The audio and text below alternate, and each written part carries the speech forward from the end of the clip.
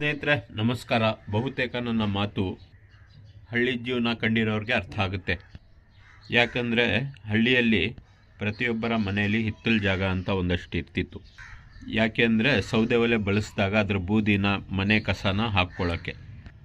ಆ ಹಿತ್ತಲ ಮನೆಯಲ್ಲಿ ತಂದಂತಹ ಒಂದು ತರಕಾರಿ ಬೀಜಗಳಿಂದ, ಹಣ್ಣಿನ ಬೀಜಗಳಿಂದ ಒಂದಷ್ಟು ಗಿಡ ಹುಟ್ಟುತ್ತಿತ್ತು.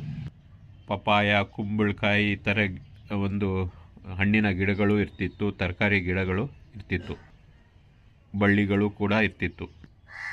ಬಹುತೇಕ ಈಗಿನ ಥರ ಪರಿಸರಕ್ಕೆ ಕಸ ಕೊಡ್ತಾ ಇರಲಿಲ್ಲ. ಆ ತಿಪ್ಪೆಯ ಕಸ, ಗೊಬ್ಬರ ಎಲ್ಲ ಅವರವರ ಹೊಲಕ್ಕೆ ಬಳಸ್ಕೊತಾಯಿದ್ರು, ಗದ್ದೆಗೆ ಬಳಸ್ಕೊತಾಯಿದ್ರು.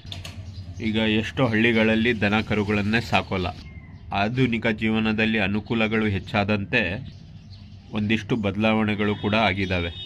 ಈಗ ಪ್ರತಿಯೊಬ್ಬರ ಮನೆಯಲ್ಲಿ ಗ್ಯಾಸ್ ಒಲೆ, ಓಡಾಡೋಕ್ಕೆ ಸ್ವಂತ ವಾಹನ, ಎಲ್ಲ ರೀತಿಯ ಸೌಕರ್ಯಗಳಿದ್ದರೂ ಕೂಡ ಆಗಿನ ರೀತಿಯ ಪರಿಸರ ನಾವು ನೋಡೋಕ್ಕೆ ಸಿಗೋಲ್ಲ. ಆಗ ಮನೆಯ ಮುಂದೆ ತೆಂಗಿನ ಮರ, ಸೀಬೆ ಗಿಡ ಈ ಥರ ಯಾವುದಾದ್ರೂ ಒಂದು ಇರ್ತಿತ್ತು. ಇವಾಗ ಜಾಗದ ತುಂಬೆಲ್ಲ ಕಟ್ಟಡಗಳಿರ್ತವೆ, ಜಾಗನೇ ಇರಲ್ಲ ಗಿಡ ಮರ ಬೆಳೆಸೋಕ್ಕೆ. ಆದರೆ ಇದು ನಮ್ಮ ಮನೆಯ ಮುಂದೆ ಇರ್ತಕ್ಕಂಥ ಜಾಗ. ನಮ್ಮ ಮನೆಯಲ್ಲಿ ಬರ್ತಕ್ಕಂಥ ತರಕಾರಿ, ಕಸ, ಗೊಬ್ಬರ ಎಲ್ಲ ಹಾಕಿದ್ದೀನಿ ನೋಡಿ. ಯಾಕಂದರೆ ಇಲ್ಲೇ ಗಿಡಕ್ಕೆ ಗೊಬ್ಬರ ಆಗಲಿ ಅಂತ.